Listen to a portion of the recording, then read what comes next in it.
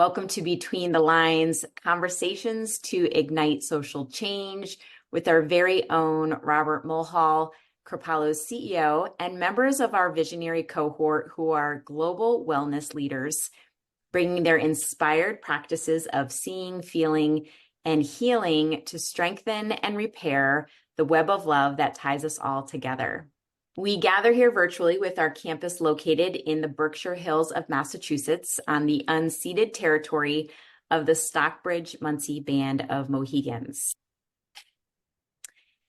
Today, we welcome Carla Goldstein, Omega Institute's president and CEO and co-founder of the Omega Women's Leadership Center, with a lifelong commitment to women's leadership, public interest advocacy, and women's rights. On behalf of Kripalu, Carla, thank you for being here with us. Now let's take a moment to just center, join together for a few collective breaths. So if you'd like to close your eyes or just gently rest your eyes, let's take 3 deep breaths in. 1, inhale, nice and long. Exhale it out. And 2 more on your own.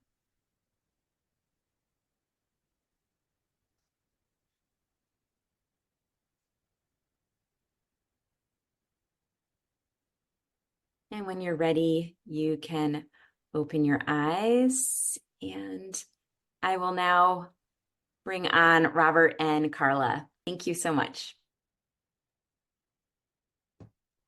Thank you, Christy. Hey, Carla. Hey. Good to be with you. Ditto. Always. So we know each other a little bit. We've been friends and sort of peers in this work for the last, I don't know, probably we connected, was it during the pandemic or just before the pandemic? I think it was just before, so that makes it like almost 5 years. Yeah, super. Well, it's been a pleasure so far. Yeah, ditto. And we're both back from adventures. You were off in Asia and I was in the southern parts of South America. So we're both recalibrating and landing back. You've got a time zone challenge that I don't have to deal with, but we're both landing back on this terra firma here. Yeah. And for those that are joining us for the first time or repeating, and we know lots of folks watch this recording as well later, that this is an opportunity for us to have a great conversation and for myself and Carla to kind of dive into some really interesting areas, but also there might be space to bring in some of your questions or comments as we go through this process as well. And we're not trying to pitch anything. Our goal is to have a great conversation and for you all to witness us in that great conversation.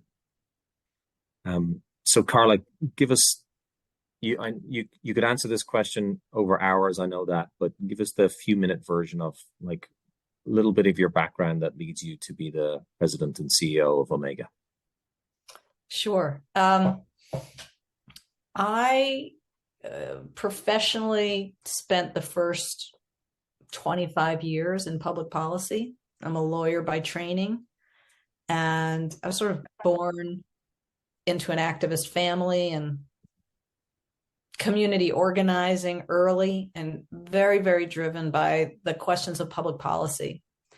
And in my early 40s, I had a health crisis, which was pretty serious, not so serious that I'm still here, but serious enough that you kind of like stop and ask yourself the question, like, what am I doing?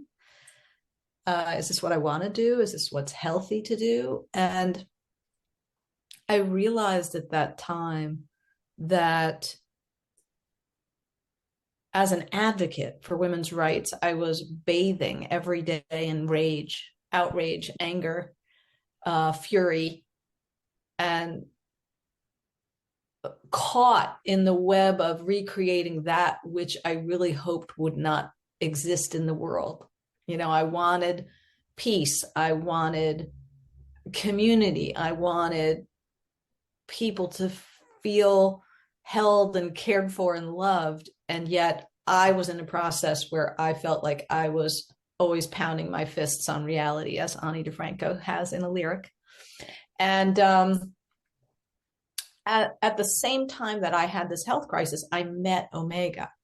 I'd met them just before that, but I went to this conference called Women in Power. And at that event, I was just so moved and taken by this room full of 300 people who I didn't know, and a faculty of leaders, women leaders who had long been my sheroes. And I didn't understand. I was like, what is going on in here? What is different than the way my regular life feels? And what I've come to know and understand is the conference was curated by an organization, Omega, who had a philosophy of looking at everything from a holistic perspective, grounded in spirituality, rather than separated and divided. And I was just like, whatever this is, I want more of it. And I never thought at that time, which is now like 25 years ago or so, I never thought I would end up. I've been working here for about 18 years and stepped into the CEO role about a year ago. I never imagined that for myself, but joining the Omega team was really like liberating myself from my own conditioning of how humans relate to each other, and that we can be on a path of ever growing towards more authenticity, more compassion, more connection, more paying attention to the relationship between how we are on the inside and how we are in our outside relationships and our cultural relationships, our social global relationships. And that was really what I was yearning for and most interested in. So that's a long answer to your question. Great. Look, I'm Irish. We love a long answer. It's kind of the only kind of answer we know. And just thanks for sharing all of that. And so that's all true. And you're leading an incredibly large organization through, what let's call them mysterious times. Mm-hmm. And what's still true about what you learned from your previous roles that's still true now?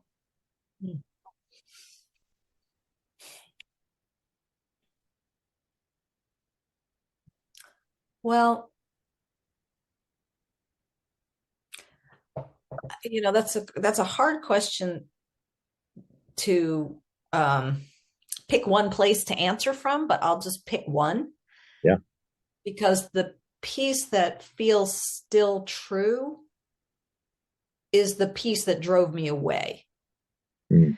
So the piece that feels still true is that our public policy mechanisms, our adversary system, I'm a lawyer by training too, so our adversary system, this idea that we come to things readied for battle rather than readied for connection, is still true. And I think has gotten worse. Like, one of the reasons that I left the arena was that I felt the system dying. I felt like this is a system that is collapsing. And I think that this many years later, I still feel that is true, that I'm watching the collapse of a system that did not have, not the golden days of policymaking. It's always been problematic, but I do think that things have gotten ever more corrosive. Yeah. Corrosive. It's the polarization, which is such a strange word, is so intense. It's still true. It's more true. And while there's so much more that connects us as human beings, the theater of public policy making is designed to separate us. Yeah. Yeah. I was listening to a podcast the other day, and it was from 1994, but it was Ram Dass talking during the Clinton administration, and very, Ram Dass. I love a lot of what he's shared over the years, and he was just speaking with a tremendous amount of humility. And he said, we were the generation of love and peace.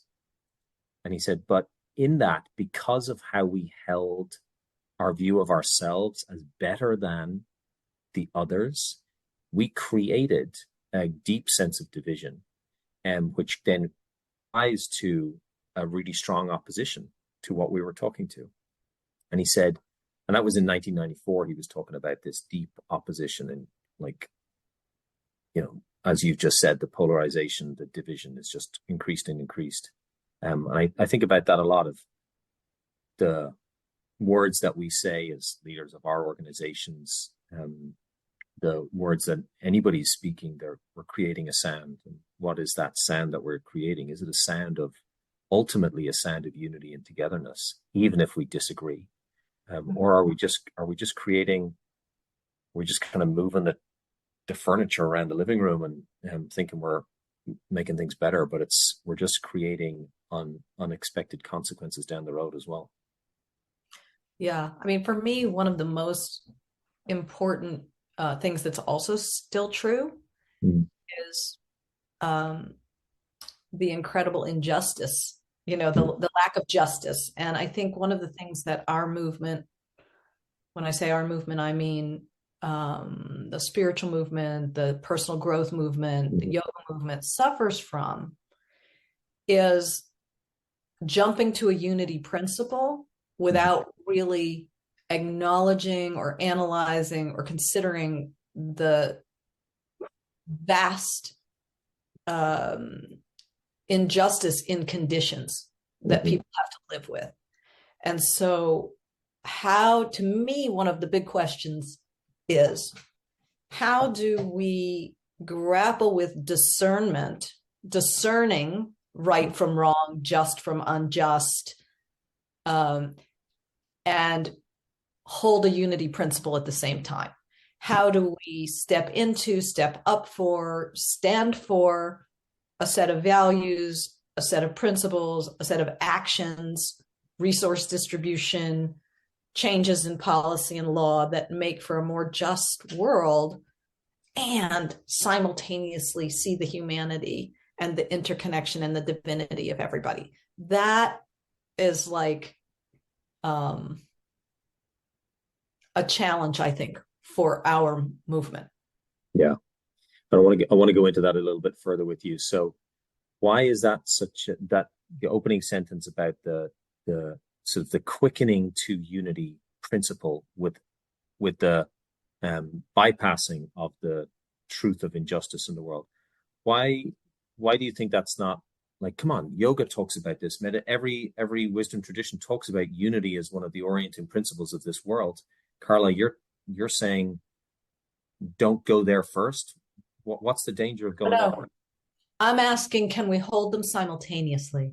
I'm asking, how can we live as fiercely for unity and a unity principle and understanding interconnection at the same time, simultaneously, with studying and understanding the evolution of social and economic and political, religious conditions that create injustice, pain, suffering?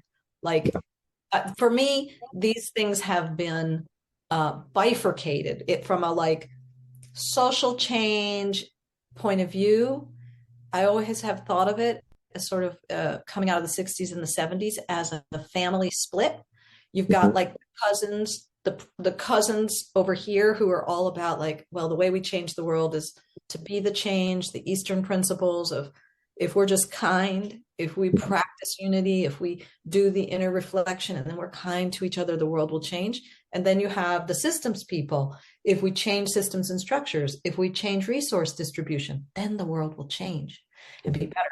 And my orientation is that this is a false dichotomy, that it's both. It's a both and that's the place that I'm most interested in, is how do we understand that human beings create the systems and structures that create conditions for everybody, and how do we understand that the systems and structures impact the development of individual human beings, and how do we be skillful in dealing with both. And then, of course, the third factor of mystery.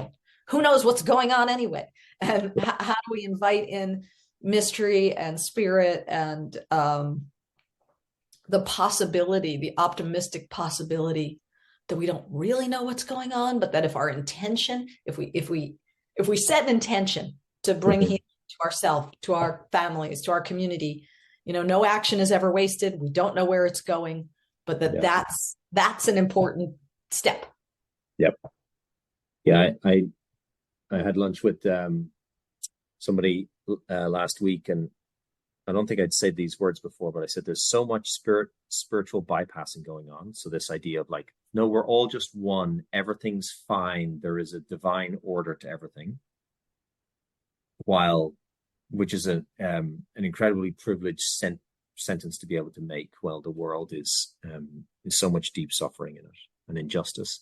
So there can be that deep level of spiritual bypassing in our communities, but then at the same time there can be a bypass of spirit as well, and just this like, oh no, there isn't a mystery, it's all up to us and we have to do it, as opposed to opening ourselves up to unseen guidance or unseen support and help as we move with this kind of spirit of it's like what I hear you talking about, it is the love, the compassionate, open-hearted warrior, but with the wisdom that's also looking at the world saying, yes, this is not the order that it can be in. Yeah, I love that. I mean, I think that idea of the arc of evolution, this is not the order that it could be, that it could be better. And how do we work towards improving each other's lives? And I think that something we talk about a lot at Omega is, if you look at the continuum, you have like activists over here and the spiritual seekers over here. That another way, I guess, of saying what I think you just said is that the spiritual seekers with self-improvement as a primary effort sort of run amok as a bypass can turn towards like narcissism, too much self-involvement, and activism, unexamined self, not connecting to whatever word you want to use, spirit, nature, something larger, the mystery. It can just be raw rage, doing more of what the activist is actually trying to alleviate. So how to work skillfully on that both and, that to me is really what I'm so interested in is, how do we consider the micro and the macro of well-being, whose well-being, how do we create more well-being and just human possibility, so we're not spending all of our amassed resources on destruction and on pain and on suffering. And it's also beautifully said. And hang on a second, Omega's retreat center in upstate New York, and incredibly beautiful land, and isn't that a place where I go to get away from all the world, and a place where I can really perfect my my downward dog, or really learn to sit on the cushion a little bit more, or do a creative writing program? Or why are we even talking about these things? That's not Omega's lane. Well, I think over the years, Omega's lane has widened. That's been the goal, is to widen the lane, because coming and sitting on the cushion and coming and writing or playing tennis or being quiet, like all of that is so critical. Like we need the self-healing. This is what I mean about it's not either or. We don't need to choose. We shouldn't choose. We should be doing both. We should have enough self-awareness to know when we need to ground, we need to breathe, we need to replenish, whatever is needed for growth and dreaming and creativity. Like, we are creative energy, right? We're creative energy. So how do we keep that creative energy like alive and thriving and well? And how do we remember that we are part of a greater whole, and that we have to take care of the greater whole to take care of ourselves, and that those things, we are ever interdependent and interconnected. And so how do we get more skillful about thinking about that, about taking action about that? I once heard Al Gore give a speech, and he talked about yes, we're all interdependent, and we know that, but that doesn't mean that we know how to take action based on that truth. And, Omega's namesake was coined after a phrase, the Omega Point, which was Teilhard de Chardin, a Jesuit priest, came up with that term, Omega Point, and then we used it as our namesake, Omega Institute. And it's very complex. He was a complex thinker. The way I summarize what it means is that we are evolving. Consciousness is evolving to the point, the Omega Point, which is the point at which we all understand our interdependence and interconnection. And when we know that the knee bone is connected to the shin bone, and that the exhaust in my car is feeding the air you breathe, and that the injustice that I turn my eye away from is going to come back. Like, once we truly, truly understand that we are in unity, we are interconnected, that all things will change. That was sort of his principle. So I think Omega from the very beginning has been interested in healing individuals in society. And what has changed over our almost 50 years is really thinking about the different kinds of programming that bring both dimensions, individual healing and community and collective healing, to life. Yeah. Beautiful. I'm really glad Omega tends to the world in all the ways that she does. Yeah. Thank you. How about you? What are you thinking? So many things. Well, you certainly answered it. Kripalu, its name in Sanskrit translated into compassion or love. And that doesn't sort of say love for oneself only, or love for your on the mat yoga practice. It's an invitation. The name in itself is an invitation into living a life of compassion. And I had the incredible pleasure of sitting with His Holiness the Dalai Lama about 1.5 years ago, and it was a small group of us, and we got to ask him some questions. And the questions were really basically, what do you think of the world right now, and what should we do? And there was 8 variations of that same question. One person wanted to ask him about cryptocurrency, but we managed to veto that question. And he said something, just like the Dalai Lama, it's always so simple. And he said, the world will go through difficult times at different times in its arc. And this is a time of difficult times. And he said, and we may not be able to stop, that natural sort of movement of difficulty and hardship. But we can always be more compassionate. And so for Kripalu, for 50 years or 50, gosh, I think we're on 2 now, 52. We got to celebrate very quietly during the pandemic. I was kind of relieved that we didn't have to throw a big party. It's always been an invitation into living a life of deep compassion. But we haven't always helped our community understand the fullness of that expression. It has often been compassion towards oneself. And Swami Kripalu has that beautiful statement of the highest form of spiritual practice is self-observation without judgment, right? Another way of saying compassion for oneself. And the community has always held an energy like that, and has sometimes moved and opened out into the world in different ways. But we have, I think, like Omega, have really taken that charge on much more assertively over the last number of years. And yeah, for me, it's an integrity piece. Like, to truly be in integrity with what we try to bring to the world from these many different wisdom traditions that we're sort of hosts and stewards of, that one of the absolute expressions of all of those wisdom traditions is peace and justice, and loving beloved community.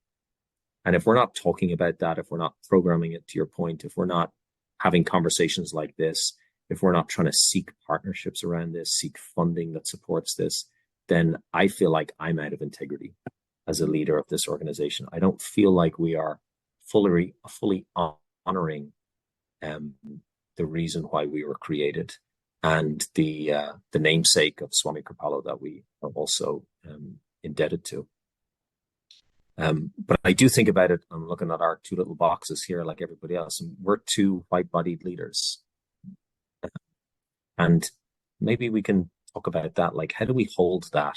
How do you hold it? And I can talk about how I hold it. And what is our responsibility as white-bodied leaders in a space that has been so predominantly white-oriented and white-bodied. Yeah, thank you. I mean, and you and I, there are many of us in this movement sort of talking about this. Yeah. There's no question that the systems and structures have led us white body people to be leading these organizations. You know, it is the result. It is a structural result. And so the question is, knowing that, what is my responsibility? What is your responsibility to think about, contemplate, and take action around that structural result? And so for us, we've been working at many levels, at the board level, at the policy level, at the staff training level, really thinking about examining everything we do. You know, what are we doing that we're not even aware as a white dominant organization is the result of being a white dominant organization? And how do we partner? How do we open up? What does belonging really look like and mean? I had a long relationship with an amazing teacher, Reverend Angel Kyoto Williams. Mm-hmm. And she once said to me, you know, when you people talk about welcoming, it's not about welcoming. Is this my house? Do I come here and feel like I'm home? Or is it something you're extending to me? I'm a guest. And that difference is a really big difference. So who's included in our program?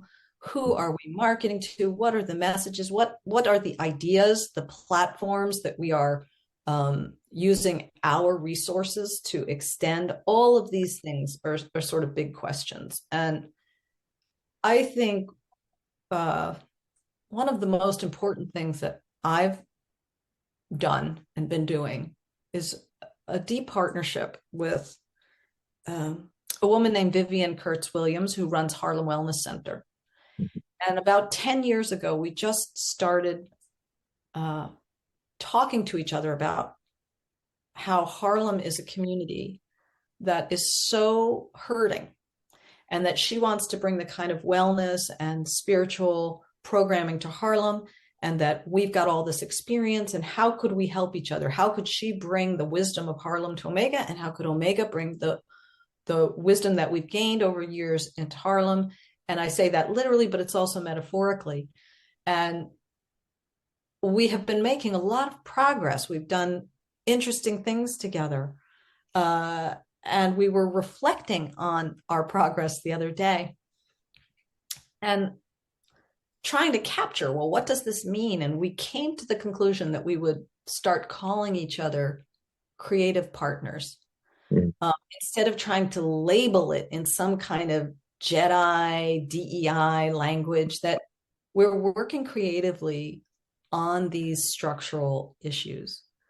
Anyway, there's so much to say, but I'd love to hear, your thoughts. Yeah.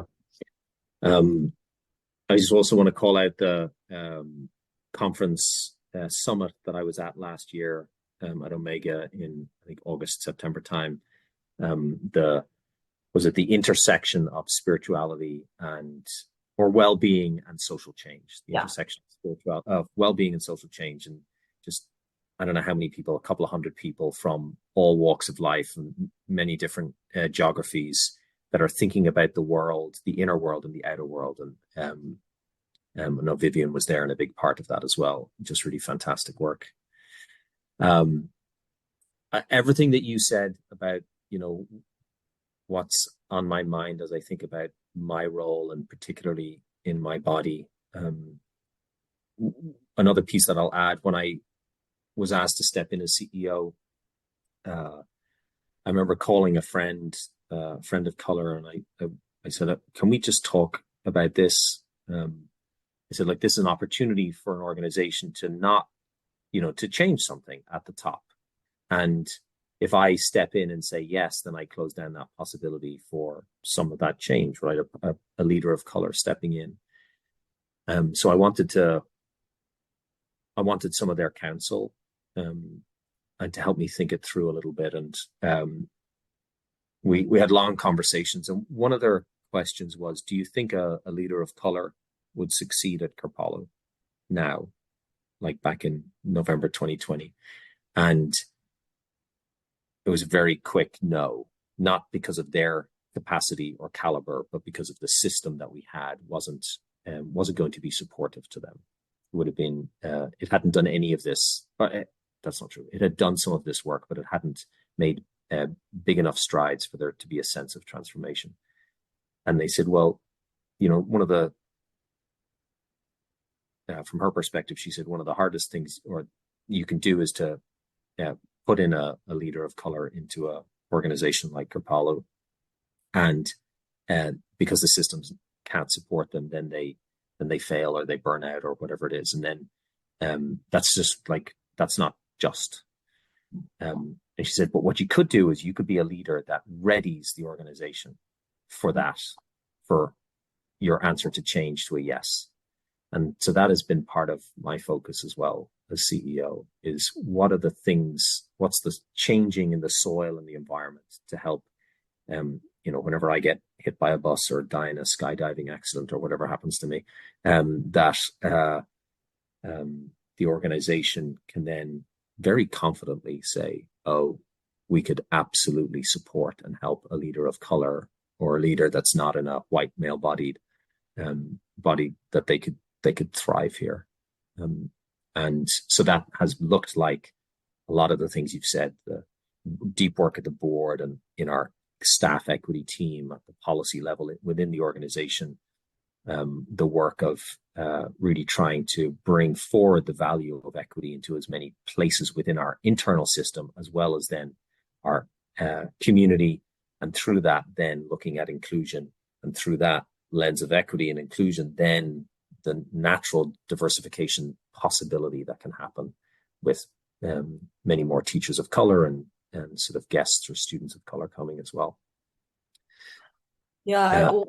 One other thing to respond to what you're saying, because I know you've been deep in this work and shared with me some of your bylaw work, and and it's helpful to have these conversations as white-bodied leader peers. But the Kellogg Foundation has done some very profound funding of recognizing that retreat centers like ours are white dominant spaces. They have been funding, as you know, learning and training. And so Omega and Kripalu, I think you also went through it. We were part of the first cohort of 7 retreat centers that had the benefit of some pretty deep and important training. It was very important for me. It was right when I came in at the leadership level. And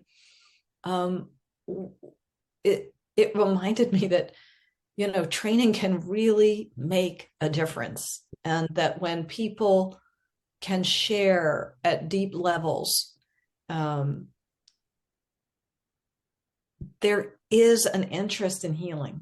There is, most people hold an interest in healing. And if you can create the conditions for that, you can set healing in motion. And so that I have a lot of hope around the team that is at Omega, the kind of learning that the team has taken on itself, taken the responsibility for reading the books, the ideas, the labor that people of color have put into naming things, to explaining things to white-bodied people, and doing the work to, pour through all of our personnel policies and think about what happens when people come up the line at lunch, and do the inner reflection as well as the systems reflection. And this is the work. This is the work. It takes the commitment and the acknowledgement that we are less whole. White-bodied people are less whole, less well, if we are not working on racial healing. Yeah. And our tables are, our decision-making tables, or our dining tables are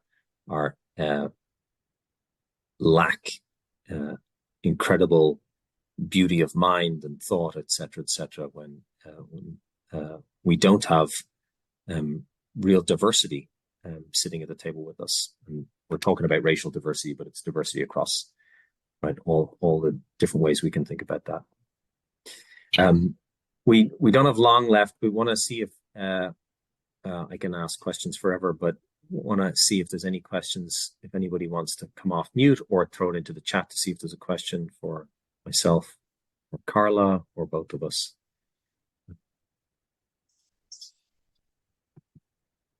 While that's happening, Carla, do you want to say anything about, we're technically competitors. We are arch enemies, Kripalu and Omega. We're an hour and 15 minutes drive from each other. We're trying to get so many of the same teachers at the campus. We pulling from the same metro areas, all of this kind of stuff. How dare us even talk to each other, let alone do something like this together? Do you want to talk about that a little bit from your perspective? Sure.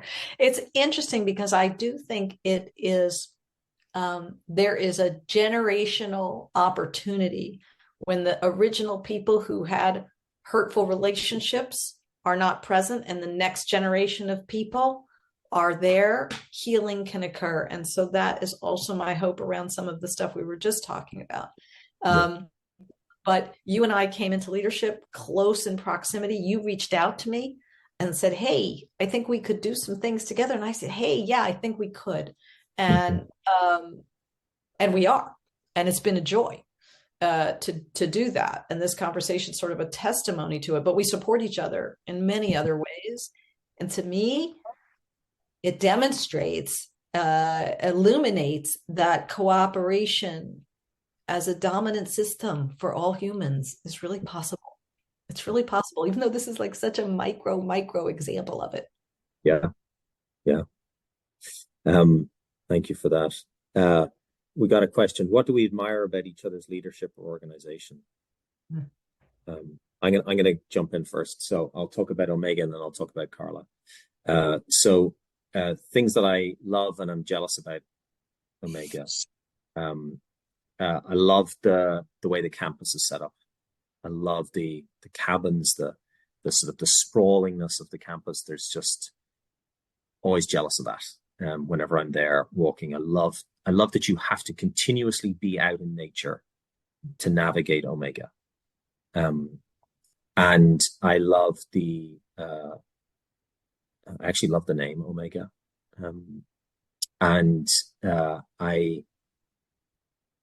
I love the history that you have spoken to of its commitment to collective well-being that for me feels longer than Kripalu's history around it.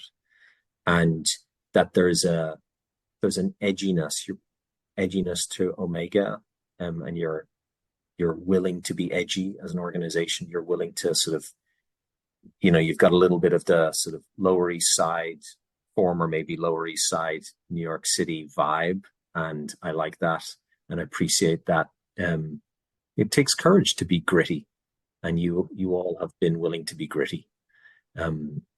And for you, Carla, I see and have witnessed an incredible level of courage, an incredible willingness to hold a pose as a leader, and hold a pose and trust yourself and trust your community and trust the mystery.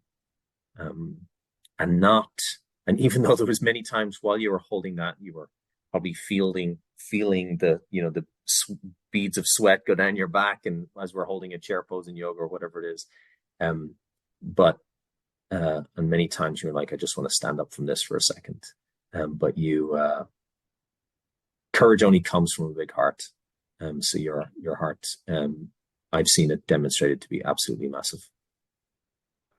Wow. I didn't think I'd get this kind of thing on this conversation. Thank you so much, both just for what you're saying about Omega, and your reflections on me and my leadership. And I would say, I like how you posed it, like a little jealous of Kripalu.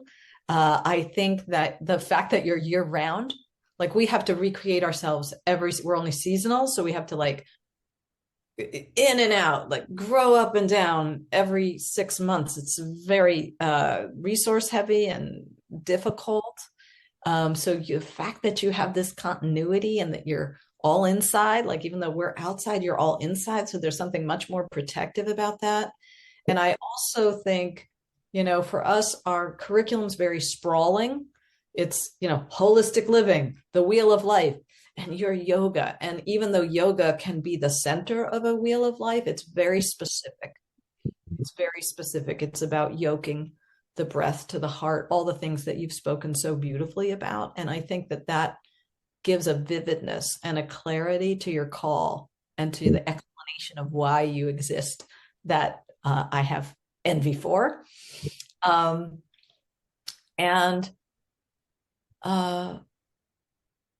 I think there's a certain way that, and this goes to Kripalu, but then slips into your leadership, that there is a powerful place for yoga to be expansive, on the mat, off the mat, edgy, and using the wisdom tradition to bring the most essential questions to the fore in our time. And I see you doing that, and it's very inspiring to me. And I would say one of the most inspiring things has been your outreach and your transparency. You have shared, I think on one of our phone calls, you said, I'll share our budget. Will you share, you want to share yours? And we just started swapping what has been historically very secretive information. And I think that capacity to be so open and so direct is pretty phenomenal.